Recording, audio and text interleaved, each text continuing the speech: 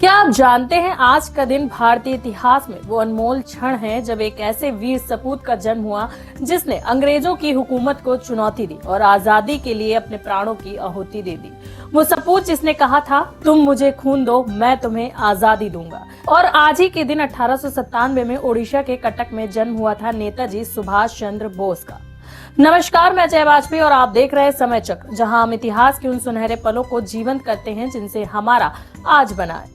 सुभाष चंद्र बोस का जन्म एक संपन्न बंगाली परिवार में हुआ। उनके पिता जानकीनाथ बोस प्रसिद्ध वकील थे और माता प्रभावती देवी एक धार्मिक महिला थी। बचपन से ही सुभाष के अंदर देशभक्ति का बीज अंकुरित हो चुका था। उन्होंने कोलकाता विश्वविद्यालय से पढ़ाई की और फिर इंग्लैंड जाकर इंडियन सिविल सर्विस यानी कि आईसीएस की परीक्षा पास की।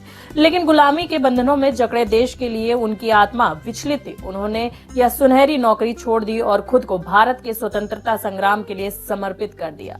नेताजी का राजनीतिक सफर महात्मा गांधी के नेतृत्व में शुरू हुआ, लेकिन उनकी क्रांतिकारी सोच और तेज दृष्टिकोण ने उन्हें अलग राह पर ले गया। उन्होंने भारतीय राष्ट्रीय कांग्रेस के अध्यक्ष पद तक का सफर तय किया, लेकिन जब आजादी के लिए उग्र संघर्ष की बात आई तो उन्होंने अपनी राह अलग चुन ली।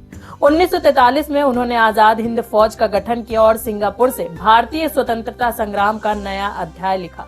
दिल्ली चलो और तुम मुझे खून दो, मैं तुम्हें आजादी दूंगा जैसे नारे देश के हर कोने में गूंज उठे। हिंदुस्तान अब गुलाम नहीं रह सकता और न कोई ताकत इसे गुलाम रखी सकती है। नेताजी का नेतृत्व भारतीय युवाओं के लिए प्रेरणा बन गया। उनकी जीवन गाथा बलिदान, साहस और अडिग संकल्प का प्रतीक है। उन्होंने भारतीयों को यह भरोसा दिलाया कि हम अपने अधिकारों के लिए खड़े हो सकते हैं और लड़ भी सकते हैं। नेताजी सुभाष चंद्र बोस का जीवन हम सभी के लिए प्रेरणा स्रोत है। उनका हर शब्द और हर कदम हमें बताता है कि आजादी केवल संघर्ष और बलिदान से संभव है। आज 23 जनवरी को हम उनके योगदान को और यह प्रण लेते हैं कि उनके सपनों का भारत बनाने में हम भी अपनी भूमिका निभाएंगे।